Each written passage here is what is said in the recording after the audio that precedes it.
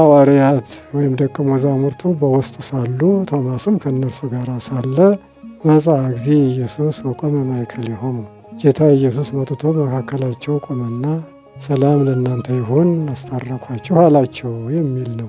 እንግዲህ ዳግመኛም ከሳምንቱ በኋላ የሚለው የወንጌል ቃል ማቴዎስ 20:26 ላይ ያለው በግዕዙ ደግሞ እምድኅረ ሰሙን መዋዕል እንዘሃለው ካይበ አርዳኢሁ ውስጠ ያለው ነው። የካይበ አማርኛ በአማርኛው መጽሐፍ ቅዱስ ደግሞ ደቀ መዛሙርቱ በውስጥ ሳሉ ቶማስም ከእነርሱ ጋር ሳለ ይላል። ኢትዮጵያውያን በዚያ ሂደው በቤተልሔም በተወለደበት ይሰግዳሉ ይላል አባ ጊዮርጊስ ሲዘረዝር። በተጠመቀበት በዮርዳኖስም ይጠመቃሉ፣ በተሰቀለበት ቀራንዮም ይጸልያሉ፣ በጎልጎታም ገብተው ደግሞ ይማጸናሉ ካለ በኋላ እሱ አላየም፣ ልቡ ወደ ሰማይ ተመስጧልና። አሻግረው ያዩ ሰዎች ግን አንተ ንዑድና ክቡር የሆንክ ሰው ሆይ በእጅህ ላይ የሚበራውን መብራት አታይምን አሉት። ዞር ብሎ ሲያይ በብርሃን ተውጧል። ሐዘኑ ወደ ደስታ፣ ልቅሶ ወደ ሳቅ ተቀየረለት። ደስ አለው። ግብፃውያንም ሂደው ይቅርታ ጠየቁ።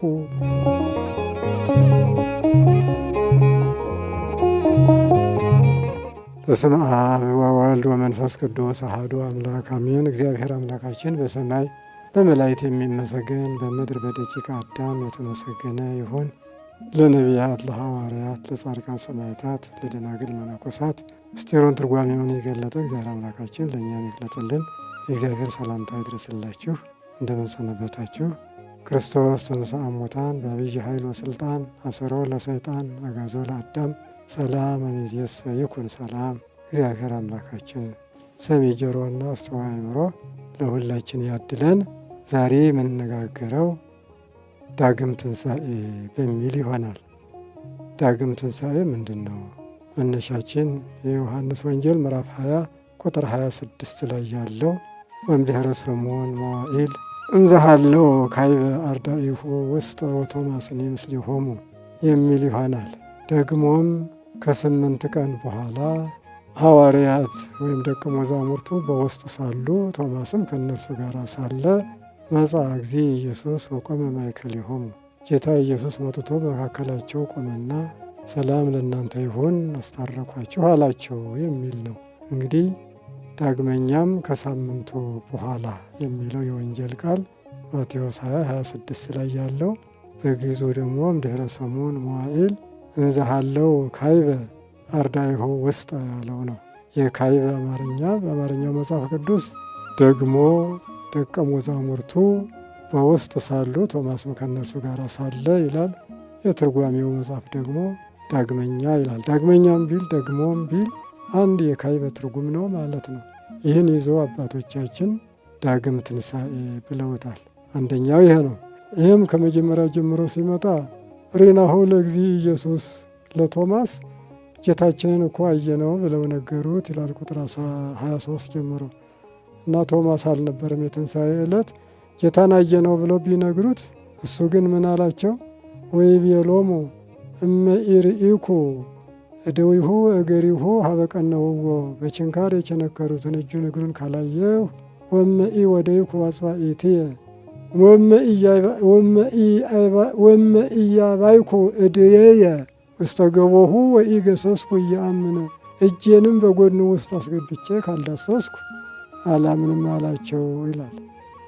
ይህን ካለው በኋላ ሳምንት ሞላና አሁንም ቶማስ ባለበት እንደገና ወእምድኅረ ሰሙን መዋዕል እንዘሃለው ካይበ አርዳኢሁ ውስጠ ወቶማስኒ ምስሌሆሙ ከሳምንቱ በኋላ ደቀ መዛሙርቱ ደግሞ በውስጥ ሳሉ ቶማስም ከእነርሱ ጋር ሳለ ጌታ ኢየሱስ ክርስቶስ ቤቱ ዝግ እንደሆነ ገብቶ ሰላም ለእናንተ ይሁን አላቸው። ቶማስ እጣትህን አምጣ፣ እጄንና እግሬን እይ፣ እጅህንም እጣትህን አምጥተህ ወደ ጎን ያስገባና ዳስ፣ አማኝ ሁን እንጂ ተጠራጣሪ አትሁን አለው። ቶማስም እጁን አስገብቶ ዳሰሰና እግዚእ አምላኬ ብሎ አመነ። በመዳሰሱ እግዚእ በመቃጠሉ ጌታዬ ብሎ አመነ። ይህም ማለት ሊቁ አንተ ዘቀዳሚ ወአንተ ዘኢዜ የቀድሞ መለኮት የአሁንም ትስብእት የለበስክ አንተ ነህ ብሎታል ብሎ ይመልሰዋል። እንግዲህ ይህ አንደኛ ዳግም ትንሣኤ የተባለው ከቅዱስ ወንጌሉ የተወሰደ ዳግመኛ ወይም ዳግሞ የተባለው ዳግም ትንሣኤ ያሰኛል ማለት ነው። ለክርስቶስ ዳግም ትንሣኤ የለውም። የክርስቶስ ፍጹም ትንሣኤ ይባላል። አንድ ጊዜ ተነስቷል፣ ዳግመኛ ትንሣኤ የለውም። ሁለተኛው ዳግም ትንሣኤ ያሰኘው የእኛ ትንሣኤ ለእሱ ትንሣኤ ዳግም ያሰኘዋል። የመጀመሪያው ሳምንት በሚቀጥለው ሳምንት ስለተገለጸ 8 ቀን ነው። 8 ቀን ደግሞ የ8,000 ምሳሌ ነው። 8,000 ሲሞላ ሁላችንም ስለምንነሳ የእኛ ትንሣኤ ለእሱ ትንሣኤ ዳግም ትንሣኤ ያሰኘዋል። በዚህ ምክንያት አባቶች ዳግማዊ ትንሣኤ ወይም ዳግም ትንሣኤ ቢባል ለእኛው ትንሣኤ ነው ማለት ነው። ሌላው ሶስተኛው የቅዱስ ያሬድ ቃለ እግዚአብሔር በዚህ ቀን ደግሞ ስለሚባል የትንሣኤ ዕለት የተደረገው የዳግም ትንሣኤም ስለሚባል ዳግም ትንሣኤ አሰኝቶታል። ይህም ዳግም ትንሣኤ ያሰኘው 3 አይነት ቁመት ነው የሚቆመው። መጀመሪያ 2 አርያም ይመራል። ቀጥሎ መዝሙር ነው፣ አርባዕቱ መወድስ ይቆማል ማለት ነው። ማኅሌተ ስብሐተ ነግህ ስላለው ደግሞ አብይ ስብሐተ ነግህ ተቆመ ማለት 3 አይነት የአብ የወልድ የመንፈስ ቅዱስ ምሳሌ ነው። መዝሙሩ ይትፌሳህ ሰማይ ወተትሐሰይ ምድር የሚል ነው ቅዱስ ያሬድ የተናገረው። ከየት ወሰደ ሲባል ግን ከኢሳይያስ ነው። ኢሳይያስ 44 ቁጥር 23 ላይ መዝሙሩ እንዳለ አለ። ይህም ማለት ይትፌሳህ ሰማያት እስመ ተሳሃሎሙ እግዚአብሔር ለእስራኤል ይላል። ልዑላኑ ባለሥልጣኑ ደስ ይላቸዋል አለና እስራኤልን ከ70 ዓመት በኋላ ይቅር ብሏቸዋልና። ወይንፍሑ ቀርነ መሰረታተ ህምዝ የምድር መሰረቶች ህምዝ ብሎ ምድር ነው የሚለት የምድር መሰረቶች መኳንንትና ነገስታት ነጋሪት እየመቱ ደስ ይላቸዋል። ወይወውኡ አድባር በፍስሐ ወአውግር በሐሴት ጦር ሰራዊቱ ወታደሩም እንደዚሁ በሚጠት እስራኤል ሲመለሱ ደስ ይላቸዋል። ወኩሉ ዕፀ ገዳም ዘውስቴቶሙ በመኳንንቱና በነገስታቱ ውስጥ ያሉ ህዝበ እስራኤልም ሁሉ እልል ብለው ደስ ይላቸዋል በማለት የቀድሞውን ይነግራል። አንድም ይትፌሳህ ሰማያት ቅዱስ ያሬድ ይትፌሳህ ሰማያት ወተትሐሰይ ምድር ብሎ የለየውን ኢሳይያስ ይትፌሳህ ሰማያት መላእክት ሊቃነ መላእክት በዕለተ ትንሣኤ ደስ ይላቸዋል ለሴቶች ሰብከዋልና። እስመ ተሳሃሎሙ እግዚአብሔር ለእስራኤል እስራኤል ዘነፍስ የተባሉ ምእመናንን 5,500 በኋላ ይቅር ብሏቸዋልና። ወይንፍሑ ቀርነ መሰረታተ ህምዝ ይህም ጳጳሳት ሊቃነ ጳጳሳት ማለትም ወይንፍሑ መሰረታተ ቅምዝ መሰረታተ ህምዝ የኃጢአት መርዝ ያላቸው አጋንንት ነጋሪት እየመቱ ያመሰግናሉ። አይመርናከ ከመ አንተ ቅዱሱ ለእግዚአብሔር ብለዋልና። እንደዚሁም በኢየሱስኒ ነአምን ወለጳውሎስኒ ነአምሮ የሐዋርያት ሥራ 19:16 ላይ የአሕዛብ አለቃ አይሁዶች ተከታይ የነበረ የአስቄዋ 7 ልጆች በጳውሎስ ስም አጋንንትን ያወጡ እንደነበረ ከዕለታት አንድ ቀን ግን ጋኔን ያለበት ሰው መያዝ እስኪያቅታቸው በድንጋይ እንዳባረራቸው እዚያ የተናገረው ነው። ኢየሱስን አምነዋለሁ ጳውሎስንም አውቀዋለሁ፣ እረ እናንተ እነማን ናችሁ ብሎ በረታባቸው ነው የሚለው እና በዚህ ጋኔን እንዲህ እያለ እግዚአብሔርንም አምላክነቱን አውቆ ያምንና እንዲሁ ይፈራ ስለነበረ የመሰከረበትን የኃጢአት መርዝ ያላቸው ብሎ ደግሞ አሁን እንዳለ ህምዝ ያለውን መርዝ ብሎ ተረጉሞ ማለት ወይወውኡ አድባር በፍስሐ ወሐሴት በአውግር ያለውን ጳጳሳት ሊቃነ ጳጳሳት ደስ ብሏቸው እግዚአብሔርን በትንሣኤ ያመሰግናሉ አለ። ወኩሉ ዕፀ ገዳም ዘውስቴቶሙ በጳጳሳት በሊቃነ ጳጳሳት ውስጥ ያሉ እስራኤል ዘነፍስ የተባሉ ምእመናን ሁሉ ከእነርሱ ጋር አብረው ደስ ይላቸዋልና በማለት መዝሙሩን ከኢሳይያስ ወስዶ ይነግረናል ማለት ነው። ወይወውኡ በዜማም በአቋቋሙም ይጠቀልሉታል። ወይወውኡ ብለው ይጠቀልሉታል። አቋቋሙም ግን ይህ አይጠቀልልም። በሰዋስው ሕግ ማይጠቀልለውን ማጠቅለል ማይጠብቀውን ማጥበቅ ትልቅ ኃጢአት ነው። ግን በዜማው ባቋቋሙ ልምድ አድርገው ወይወውኡ ብለው ይጠቀልሉታል እንጂ ኢሳይያስን መመልከት ይቻላል። ካላይ ነው አይጠቀልልም ማለት ነው። ዮዮምሰ አባይ ፍስሐ በሰማያት ይትፌሳህ ሰማይ ብሎ ያመጣውን አጸፋ ዛሬስ በሰማያት ተድላ ደስታ ተደረገ ታላቅ ፍስሐ ሆነ ይላል። ወተትሐሰይ ምድር ላለው አጸፋ ወምድር ትገብር ፋሲካ ታጥባ በደመ ክርስቶስ ምድርም በክርስቶስ ደም ታጥባ ደስ ትለሳኛለች አለ። ምድር የተባለ ሰው ነው። ዘምድረ ለብሰ እንዲል ሰውን አካል ሲያመጣ ይህን የምናገኘው ራእይ 1 ቁጥር 4 ላይ ነው። ወውቱ ቀደመ በኩረ ከዊነ እምነ ሙታን ዘተንሥአ ከሙታን ተለይቶ የተነሳ በኩር መሆንን የቀደመ እርሱ ነው። ወውቱ መኮንኖሙ ለነገሥተ ምድር እርሱ የምድር ነገሥታት ሁሉ ገዣቸው እርሱ ነው። ነገሥታት ሙተው ከፈረሱ ከበሰበሱ በኋላ አስነስቶ ይገዛቸዋልና ካለም በኋላ ወውቱ ያፈቅረክሙ ወያሐጽበክሙ በደሙ እምኃጣውኢክሙ እርሱ ይወዳችኋል፣ እርሱ በደሙም ያጥባችኋል። በአማርኛው ምን ይላል? ከሙታን ተለይቶ የተነሳ በኩር መሆንን የቀደመ እርሱ ለነገሥታት ለምድር ነገሥታትም ገዣቸው የሆነ የወደደን ከኃጢአታችንም በደሙ ላጠበን ለአባቱና ለአምላኩ ካህናት እንድንሆን ያደረገ ክብር ምስጋና ይግባው ይላል። በደሙ ላጠበን የሚለውን ቅዱስ ያሬድ ወስዶ ወምድር ትገብር ፋሲካ ተሐጽባ በደመ ክርስቶስ አጠቃላይ ምድርን ሰው ብሎ በመጠቅለል ማለት ነው። እና በዚሁ አይነት መዝሙሩን ከሐዲስና ከብሉይ ወስዶታል ማለት ነው ቅዱስ ያሬድ። ይሄ ዳግም ትንሣኤ አሰኝቷል። የትንሣኤ የሚባለው ዛሬም በዳግም ትንሣኤ መዝሙሩ ስለሚባል ማለት ነው። ወደ ርዕሳችን ስንገባ ያው ዳግም ትንሣኤ በሚለው ስለሆነ ለቶማስ ምንድን ነው ያለ? እዚሁ ካላገባህ አላምንም በሚለው የሰዱቃዊ ነውና ይላል። ጥንተ ሰዱቃዊ ሰዱቃውያን ምን ነበሩ ብለን ስንመለከት ማቴዎስ 22 23 ቁጥር ጀምሮ ወመፁ ሰዱቃውያን እለ ይብሉ አልቦ ትንሣኤ ሙታን ትንሣኤ ሙታን የለም የሚሉ ሰዱቃውያን ወደ ኢየሱስ ክርስቶስ መጡ። ተሰአልዎ ለእግዚ ኢየሱስ ኦ ሊቅ ሙሴ ጸሐፈ ለነ ሊቅ መምህር ሆይ ሙሴ ጽፎልናል፣ አንድ ሰው አግብቶ ሳይወልድ ቢሞት ወንድሙ አግብቶ ዘር ያቁምለት የሚል ጽፎልናል። ስለዚህ 7 ወንድማማቾች ነበሩና ሳይወልድ አንዱ ቢሞት ሁለተኛው ሶስተኛው ሰባቱም አግብተው ሳይወልዱ ሞቱ፣ እሷም ሞተች። እንግዲህ ትንሣኤ ሙታን ካለ ሲነሱ ለማን ትሆናለች የሚል ነበረ ኢየሱስ ክርስቶስን የጠየቁት ሰዱቃውያን። ኢየሱስ ክርስቶስም ስሕትክሙ በኢያእምሮ ቃለ መጻሕፍት ወኢኃይለ እግዚአብሔር፣ የመጻሕፍትን ቃል ባለማወቅ እግዚአብሔርን ኃይል ባለመረዳት ትሳሳታላችሁ። ጸሐፍት ፈሪሳውያንም እንዲሁ ደግሞ ሰዱቃውያንም ትሳሳታላችሁ። ይነሳሉ ሶበሰ ሙታን የሐዩ እያወስቡ ወኢይትዋሰቡ አላ ይከውኑ ከመ መላእክተ እግዚአብሔር በሰማያት። ሙታንስ በሚነሱ ጊዜ እንደ እግዚአብሔር መላእክት ሆነው ይኖራሉ፣ አያገቡም፣ አያጋቡም። ይህን የጠቀሰው ለምንድን ነው? ጸሐፍት ፈሪሳውያን ሰው ይነሳል ሞቶ አይቀሩ፣ ከተነሳ በኋላ ግን ሚስት አግብተው ተዋልደው ልጅ ያሳድገው ይኖራሉ ባይ ናቸው። በዕለተ ምጽአት በኋላ ተጋብተን በዚህ ዓለም እንኖራለን የሚሉ ናቸው ፈሪሳውያን።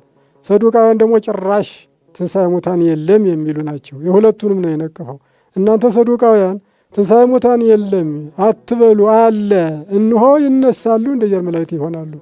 እናንተ ጸሐፍት ፈሪሳውያንም ትንሣኤ ሙታን አለ፣ አግብተው ይኖራሉ አትበሉ፣ እንደ እግዚአብሔር መላእክት ይሆናሉ እንጂ ብሎ ግራና ቀኝ ሁለቱንም ነቅፏቸው እኔ አብርሃም የይስሐቅ የያዕቆብ አምላክ ነኝ የሕያዋን አምላክ እንጂ የሙታን አምላክ አይደለሁም ብሎ ለሰዱቃውያን መልስ ሲያሳጣ ደስ አላቸው ይላል ፈሪሳውያን። ደስታቸው ግን ከንቱ ነው። እነሱም ተነቅፈዋላ። አያገቡም አይጋቡም የተባለው ለፈሪሳውያን የተነገረ ነው። በዚህ ሁለቱም ተነቅፎበታል። ስለዚህ ነው ቶማስ ሰዱቃዊ ስለነበረ ሰው እንዴት ሊነሳ ይችላል? በእጄ ካልዳሰስኩ ካልጨበጥኩ አላምንም ያለው ከነዚህ ጋር አብሮ ያደገ ስለነበረ ይሄን አመጣ ብሎ ወንጀሉ ጥንተ ሰዱቃዊ ነውና ይላል።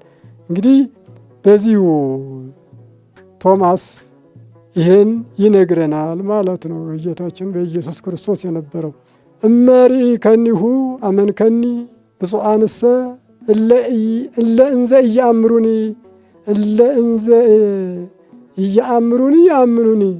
ቶማስ ብታይ አመንከኝ፣ ብታይ ብያ አመንክ፣ ብፁዓንስ ሳያዩ የሚያምኑ ናቸው። እለ እንዘ ኢይርኤዩኒ ያምኑኒ ነው። ብፁዓንሰ እለ እንዘ ኢይርኤዩኒ ሳያዩ የሚያምኑኝ ብፁዓን ናቸው ብሎ ቶማስን ለጊዜው ካንተ በኋላ የሚነሱ እናንተ የነገራችኋቸው ስነ ስቅለቴን ቃለ ወንጌሌን ሰምተው አይተው የሚያምኑ ምእመናን ንዑዳን ክቡራን ናቸው ብሎ ለሚመጣው ትውልድ ሰጥቷል። ይህን አባ ጊዮርጊስ በመጽሐፈ ምስጢር ወስዶ ሳያዩ የሚያምኑ የተባሉ ኢትዮጵያውያን ናቸው ይላል። መጽሐፈ ምስጢር ምንባብ ዘልደት ማንበብ ይቻላል። ከዚያ ንባብ ጌታችንም እንዲህ ብሏል እንጂ ሳያዩ የሚያምኑ ብፁዓን ናቸው ያላቸው ኢትዮጵያውያን ናቸው። ኢትዮጵያን ትንቢት ተነግሮላቸዋልና ይገኒው ቅድሜሁ ኢትዮጵያ ወጸላቱ ሐመደ ይቀምሁ ብሎ ትንቢት እንደተነገረ ነቢዩ ዳዊት መዝሙር 71 ቁጥር 9 ላይ ኢትዮጵያውያን በፊቱ ይሰግዳሉ፣ ጠላቶቹ ግን አመድ ይቀማሉ ተብሎ አስቀድሞ ተነግሮ ነበርና በዚህ ምክንያት ከንግሥተ አዜብ ጀምሮ ይህ ስርዓት አለ። ከሶሎሞን ጋር ተነጋግራ ያ ቦታ ተቀብላ ስትመለስ በየዓመቱ ሰው እንደምትልክ ግብር ይዞ እንደሚሄድ ተነጋግራ መታ ነበር። በልደትም የሄዱ እነ ባዚን በዚህ መሰረት ነው። ኋላም ንግሥት ህንደኬ ያላከችው አቢላክ ወይም ባኮስ በዚህ መሰረት ነው። ዴር ሱልጣን በተባለው በቤተ መንግስቱ አጠገብ ትልቅ ቦታ ተቀብላ ኢትዮጵያውያን በዚያ የሚሰፍሩበት ዛሬ ታላቅ ገዳም የሆነበት ከዚያ ጊዜ ጀምሮ የመጣ ስርዓት ስለሆነ ኢትዮጵያውያን በዚያ ሄደው በቤተልሔም በተወለደበት ይሰግዳሉ ይላል አባ ጊዮርጊስ ሲዘረዝር። በተጠመቀበት በዮርዳኖስም ይጠመቃሉ፣ በተሰቀለበት ቀራንዮም ይጸልያሉ፣ በጎልጎታም ገብተው ደግሞ ይማጸናሉ ካለ በኋላ እንዲሁ ወጸላይቱ ሐመደ ይቀምሁ የተባሉ ሮማውያን ናቸው። መለካውያን ንጉሥ የሚያመልኩ ናቸውና በቀንዲላቸው ዘይት ይዘው ይዞራሉ። ነገር ግን መብራት አይበራም። ወይ ወጽኡ ህፉራነ ያፈሩ ሆነው ይመለሳሉ ይላል። ኢትዮጵያውያንና ግብፃውያን ሲዞሩ ግን በቀንዲላቸው ይበራ ነበረ። ግብፃውያን ብቻ ከሆኑ ግን አይበራም። ይሄ የሚታወቅ ዘንድ ኢትዮጵያዊ ባልሄደበት ቀን ዙረው ተንባላት አይሁዳውያን በእኛ ሃይማኖት ትገባላችሁ ብርሃን አልታየምና ቢሏቸው እግዚአብሔርን በጸሎት እንጠይቅ ጊዜ ስጡን አሏቸው። ጊዜ ሰጧቸው። ወደ እግዚአብሔር መሄድተው ግን ኢትዮጵያዊ ወደ ተቀበረበት መቃብር ሄዱና አጽሙን በልብሳቸው ቋጥረው መጥተው መቃብሩን የጌታችንን ሲዞሩ በቀንዲላቸው ውስጥ ብርሃን ታየ። በሃይማኖታችሁ ኖሩ ብሏቸው በዚያ ተው እንጂ ኢትዮጵያዊ ከሌለ ብርሃን አይበራም ነበረ ይላል አባ ጊዮርጊስ። ኢትዮጵያውያን በዚያ ሲዞሩ ግን እንዲሁ በቀንዲላቸው ውስጥ ወየሀቱ ማኅቶተ ብርሃን ውስተ ቀናዲሊሆሙ ካለ በኋላ ወናሁ አብጻሕነ ለክሙ ስምዐ እምቃለ መጻሕፍት ወነገርናክሙ እበያ ወክብራ ለኢትዮጵያ። እነሆ ከመጻሕፍት ቃል ጠቅሰን ነገርናችሁ፣ የኢትዮጵያ ልዕልናና ክብሯንም ነገርናቸው፣ ጥንቱ እንዲህ ነበርና ይላል። ኢትዮጵያውያን ከሌሉ ብርሃን አይወርድም የሚለው ከጥንት ጀምሮ የነበረ ስርዓት በመሆኑ መጽሐፈ ምስጢር ምንባብ ዘልደትን ማንበብ ይቻላል። አባ ጊዮርጊስ የቶማስን ቃል አንስቶ በብዙ ነው እሱም የሚያብራራው። ባጭሩ እርሱን በሚመስለው በታምረ ማርያም የትንሣኤ ዕለት የሚነበበው ታምር ምን ነው የሚለው? 134ኛውን ታምር ማየት ነው። ምንድን ነው የሚለው? ከኢትዮጵያውያን አንድ ሰው ብቻ ተገኘ። ከነጋዲያን የሚሄድ አልነበረም። በአሕዛብ መንገዱ ታግዶ በአማሌቃውያን ተከልክሎ ነበርና አንድ ኢትዮጵያዊ እንደምንም ብሎ ደርሶ እዚያ ተገኝቶ ነበረ።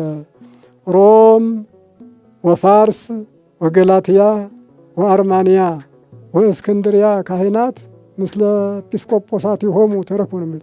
እነዚህ የተጠሩ አገሮች ግን ከሊቃነ ጳጳሳቶቻቸው ጋር ተገኝተው ነበረ ኢየሩሳሌም ይላል። ኢትዮጵያዊ ግን አንድ ሰው ብቻ አይተው አንተ ፊትህ የጠቆረ መልክህ የከፋ ጳጳስ ካህን ሳይኖርህ እንዴት ከዚህ መጣ? ኢትዮጵያውያን ትታበያላችሁ፣ እኛ ከሌለን ብርሃን አይወርድም እያላችሁ ትታበያላችሁና ዛሬ እናያለን። ከፊታችን ውጣ፣ ከጉባኤያችን ተለይ ብለው አባረሩት ይላል። እርሱም እያለቀሰ ተለይቶ ከጉባኤው ወጣና ምቋመ እግዝእትነ ማርያም ላይ ቁሞ ጸለየ ይላል። ምቋመ እግዝእትነ ማርያም ያልዋትን ልጇ ጊዜ ተሰቅሎ ሳለ ቁማ አልቅሳባት ነበርና ምቋመ እግዝእትነ ማርያም አልዋት። በዚችም ቦታ ቁሞ የለመነ የጠየቀ ሁሉንም ያሰበውን ከእመቤታችን በፍጥነት ያገኝ ነበርና በዚች ቁሞ ጸለየ ይላል። የጸለየውም እመቤታችን ሆይ የቀን ሐሩር የሌሊት ቁር የወረደብኝ ያ ሁሉ ረሃብ ያ ሁሉ ውሃጥም ያ ሁሉ የመንገድ ድካም በእግሬ የመጣሁት አንቺን እና ልጅሽን በመውደድ ነውና እመቤታችን ሆይ ግፌን ተመልከቺ እያለ ያለቅስ ነበረ እጁን ዘርግቶ ወደ ሰማይ። ብርሃን ግን ከእርሱ ላይ ወረደ ይላል ታምረ ማርያም። በእጆቹ ላይ ሲንቦገቦግ እሷ ላይም ልቡ ወደ ሰማይ ተመስጧልና። አሻግረው ያዩ ሰዎች ግን አንተ ንዑድና ክቡር የሆንክ ሰው ሆይ በእጅህ ላይ የሚበራውን መብራት አታየምን አሉት። ዞር ብሎ ሲያይ በብርሃን ተውጧል። ሐዘኑ ወደ ደስታ፣ ልቅሶ ወደ ሳቅ ተቀየረለት። ደስ አለው። ግብፃውያንም ሄደው ይቅርታ ጠየቁ። ኢትዮጵያዊም ከእነርሱ ጋር በስምምነት ኖረ። ከዚያች ቀን ጀምሮ ኢትዮጵያውያን ከሌሉ ብርሃን አይወርድም የሚለው ታሪክ ተጻፈ። ለኢትዮጵያውያንም ልዕልናና ክብር ተጨመረላቸው ይላል ታምረ ማርያም። እንግዲህ ሊቃውንት ይህን ሲያብራሩ ያ ጻድቅ ሰው ብርሃን የወረደለት ማን ነው ሲሉ አቡነ ተክለ ሃይማኖት ነው። በ13ኛው መቶ ክፍለ ዘመን አቡነ ተክለ ሃይማኖት በዚያ 3 ጊዜ ኢየሩሳሌም ይሄድ ነበርና ኢየሩሳሌም ደርሶ ይህን ብርሃን ዙሮ አይቶ ይመለስ ነበረ። ሲመለስም በግብፅ አድርጎ ስለመጣ የእስክንድሪያ ፓትርያርክ አባ ብንያም አግኝቶት ተክለ ሃይማኖት በዓመት 3 ጊዜ ኢየሩሳሌም ለምን ትመላለሳለህ? ለመነኩሴ አጽንዖ ባት ይገባልና ደብረ ሊባኖስ ቁጭ ብለህ ደቀ መዛሙርትን አስተምር። ለእግዚአብሔር አምላክ ደብረ ሊባኖስ እንደ ኢየሩሳሌም አድርጊያታለሁ ብሎ ነግሮኛልና ይህን የእጄን መስቀል የወርቅ መስቀል ሰጠሁ። ዲያቆናትን ቀሳውስትን እየባረክ በኢትዮጵያ ኑር አሉት ይላል። በዚህም ገድሉ መጀመሪያው ምዕራፍ ላይ ምንድን ነው የሚለው አቡነ ተክለ ሃይማኖት? ኢየሱስ ክርስቶስ አነ ሴምኩከ ሐዋርያትን የሾምኩን የኢየሱስ ክርስቶስ ሹም ያለው ወለካልአንሰ ጳጳሳት ካልአን ሰብ ይሰይምዎሙ ወለከሰ ሴምኩከ። ሌሎችን ጳጳሳት ሌሎች ሰዎች ይሾሟቸዋል። እኔ ግን ሐዋርያትን እንደ ሾምኩ አንተን ሾምኩ። ሐዲስ ሐዋርያ ሁን፣ በኢትዮጵያ አላፊ ሆነ ሁሉን አስተምር ስላለ አቡነ ተክለ ሃይማኖት እንዲሁ ገዳም የኖረ ባሕታዊ ብቻ አይደለም፣ ዙሪያ ያስተማረ ሐዋርያ ነው። ክህነት፣ ድቁና፣ ቅስና የሰጠም ጳጳስም ነው ይላል እዚያው። ስለዚህ ከአባ ብንያም ተሹሞ የመጣ ነው። ደብረ ኢየሩሳሌም ይህን ብርሃንን ያሳየውም ያ ነበረ ብለው አባቶች ይተርኩልናል። እና በዚሁ ከቶማስ የተነሳ ነው ወደዚህ ይሄድ ነው። ሌላው ሳምንቱ ፈጸምነ ይባላል። ያው እሑድ ይታወቃል። የዮሐንስ ወንጌል ምዕራፍ 17 ቁጥር 4 ላይ የምናገኝ አንሰ ሰባሂኩከ በዲበ ምድር ፈጽሜ ግብረ ዘወሀብከኒ ከመ እግበር፣ እሰራ ዘንድ የሰጠኸኝን ስራ ፈጽሜ በምድር ላይ አከበርኩ። ወይእዜኒ አባ ሰብሐኒ በስብሐቲከ ዘሃሎ ምስሌከ እምቅድመ ይትፈጠር ዓለም። አባት ሆይ ዓለም ሳይፈጠር ባለው ምስጋና እኔን ደግሞ አክብረኝ ይላል። ካለም በኋላ ነገርኩ ስመከ ለሰብእ፣ አቤቱ ስምህን ለሰዎች ሁሉ አስተማርኩ ነገርኩ ይላል። ይህን ጌታችን ፈጽሜ ያለው የትኛው ነው ቢሉ ዙሮ ያስተማረው የ33 ዓመት ጉዞ ተመላልሶ ያስተማረው ቃል በእጁ የሰራው ተአምር እንሆ ፈጸምኩ ብሎ ተናገረ። ዮሐንስ 19 ቁጥር 30 ላይም ኢየሱስ ይቤ ናሁ ተፈጸመ ኩሉ ዘጽሑፍ፣ ኢየሱስም እነሆ በመጽሐፍ የተጻፈው ሁሉ ተፈጸመ አለ። ራሱንም ዘንበል አድርጎ ነፍሱን ሰጠ ይላል። ስለዚህ ኢየሱስ ተፈጸመ ያለው የትኛው ነው ካልነ ይህም ደግሞ ያው ከዚያ ጋር የተያያዘ ነው።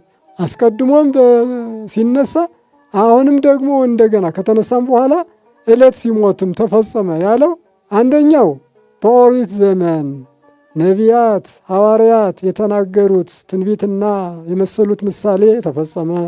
ሌላውም እንደዚሁ በኦሪት ጊዜ መልካም እየሰሩ ወደ ገሃነመ እሳት የወረዱበት፣ ጽድቅ እየሰሩ ጽድቃችን እንደ መርገም ጨርቅ ሆነ ያሉበት መርገም ዘመን ተፈጸመ አለ።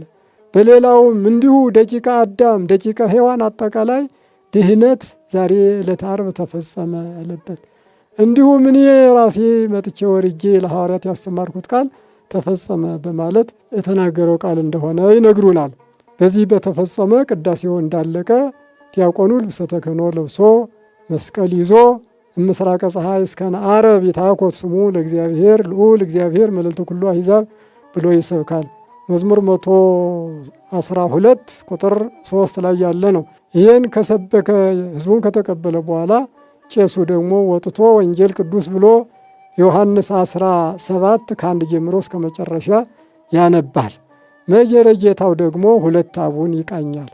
በከመ ይቤ እግዚእነ በወንጌል የሚለውና ይቤ ክርስቶስ የሚለው እነዚህ 2 አቡኖች በመቃብሩ ግርጌና ራስጌ የነበሩ የሁለቱ መላእክት ምሳሌዎች ናቸው ይሏቸዋል። መጀመሪያው አቡን ምን ሚል ነው?